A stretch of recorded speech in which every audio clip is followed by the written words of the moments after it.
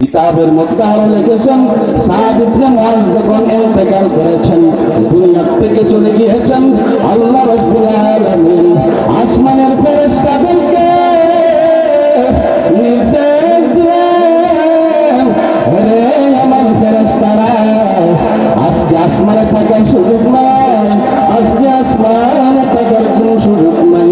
তোমরা কি জানো ইন্তেকাল করেছে, কে মৃত্যুবরণ করেছে, কে বিদায় হয়েছে? আজকে যিনি ইন্তেকাল করেছে উনার মাকাম, উনার মর্যাদা আমার কাছে অনেক বেশি, অনেক বেশি। তোমরা তার সম্মানার্থে, তোমরা তার ইজ্জত করার্থে, তার কদর জানতে আসমানে তাকিয়ে না। সবাই আসমান দেখছে না, জমিনে যাইয়া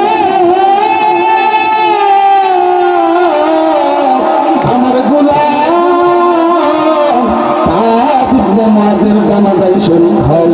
পয়গম্বর সাল্লাল্লাহু আলাইহি ওয়াসাল্লাম সাদ ইবনে মুআযের জানাজায় নামাজ পড়ার জন্য মাঠের মধ্যে এসে হাজির হয়ে গেলেন। নবীজি সাহাবায়ে কেরামের কান্দে ভর করিয়া করিয়া উৎকাইয়া উৎকাইয়া হাঁটতেছেন।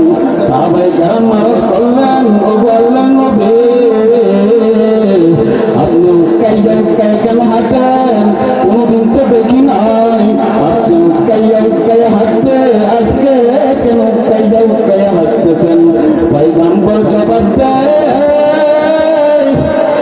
আমার সাহাবীরা, তোমরা জানো না আমার সাদ ইবনে মুআয আল্লাহর কাছে এমন মাকাম পাইছেন, আল্লাহর কাছে এমন ইজ্জত পাইছেন, এমন কদর পাইছেন।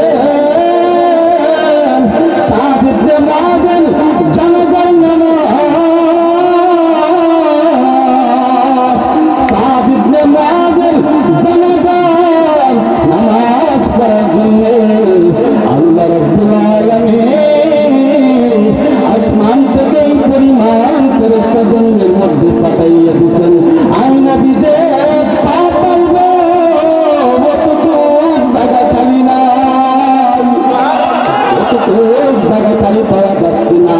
যেখানেই পা পালাই সেখানেই দেখে ফেরেশতা দাঁড়াইয়া আল্লাহ জিকির করতেছে।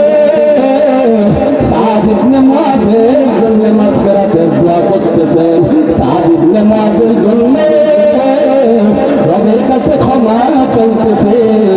যেখানেই পা পালাই সেখানেই দেখি ফেরেশতা। এই জন্য আমি নবী ভালোভাবে হাঁটতে পারতেছি না, উৎকাইয়া উৎকাইয়া হাঁটতেছি।